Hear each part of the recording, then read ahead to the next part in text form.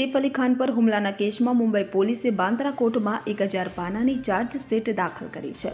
આરોપી સરીફુલ ઇસ્લામ વિરુદ્ધ તેમાં ઘણા પુરાવાઓનો સમાવેશ કરવામાં આવ્યો છે. મુંબઈ પોલીસના જણાવ્યા અનુસાર ચાર્જશીટમાં ફોરેન્સિક લેબ રિપોર્ટનો પણ ઉલ્લેખ છે કે જેમાં જણાવાયું છે કે સૈફ અલી ખાનના શરીર અને આરોપી પાસેથી મળેલા છરીના ટુકડા મેચ થાય છે. તપાસ દરમિયાન પોલીસને આરોપીના ડાબા હાથના ફિંગરપ્રિન્ટ્સ મળ્યા હતા.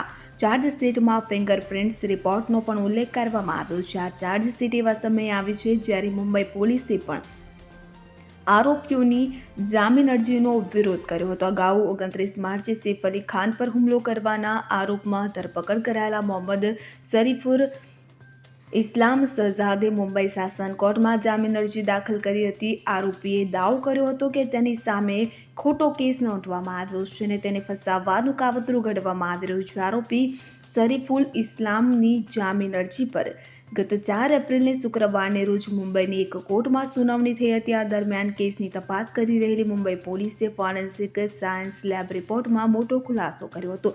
પોલીસે કોર્ટને જણાવ્યું હતું કે આરોપી પાસેથી મળેલી છરીનો હિસ્સો સૈફના કરોડરજ્જુમાંથી કાઢવામાં આવેલ 3 ટુકડાઓ એક જ છરીના છે. આરોપીઓ વિરુદ્ધ મજબૂત પુરાવા મળ્યા છે. જો આરોપીને જામીન મળે તો તે બાંગ્લાદેશ ભાગી શકે છે.